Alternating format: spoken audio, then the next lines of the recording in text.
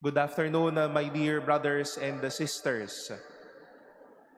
We've heard two significant places in the life of Jesus mentioned in today's gospel. The first is Galilee, where numerous or some encounters where some encounters happened during the life of Jesus himself. As what we have heard today, there he came in the power of the Spirit.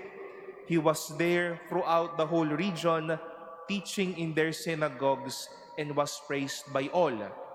At ang isang alam nating kwento na nangyari sa lugar na ito ay yung kasalan sa Cana, the first miracle of Jesus, turning water into wine, where once more Jesus came in strong powers.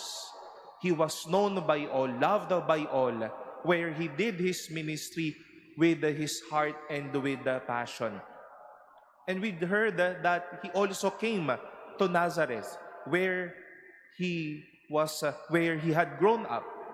That is why we call Jesus as a Nazarene, Jesus Nazareno.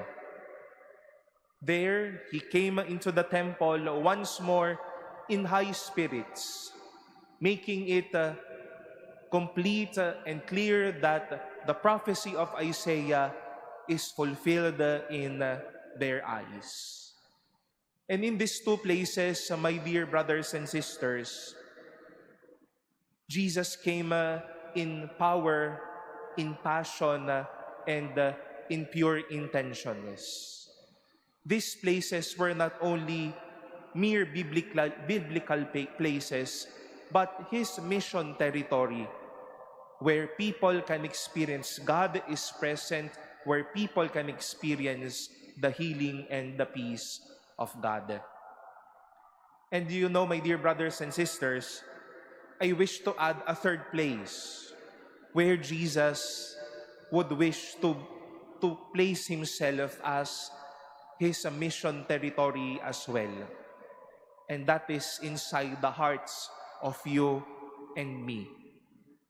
He would wish to remind us that it's not only Galilee, it's not only Nazareth, but it is also in the hearts of men and women like you and me, where he wished to make his epiphany be cleared and be proclaimed. You are also, we are also a mission territory of Jesus, where he can be strong for us and where he can give strength to all of us. Ito po ang magandang baon natin ngayong mga unang araw ng taon, sa mga may haharaping bago, sa mga may tatahaking mga landas, at sa ating magpapatuloy ng buhay ngayon, na ako din pala ay isang teritoryo ng pagmimisyon ng ating Panginoon. Na nais niya din palang dumalaw sa akin at makita na kasama siya sa buhay ko, palalakasin niya rin ako, and he would also fulfill things for me. Let this be a good news, a consolation for you and me, my dear brothers and sisters, that for every day of our lives, we are also a mission territory of Jesus. We are like Galilee and Nazareth, where the Lord would come to us, a strong person as he can be, a peaceful man where he can give peace, and a graceful man where grace and blessings would abound through and with his presence.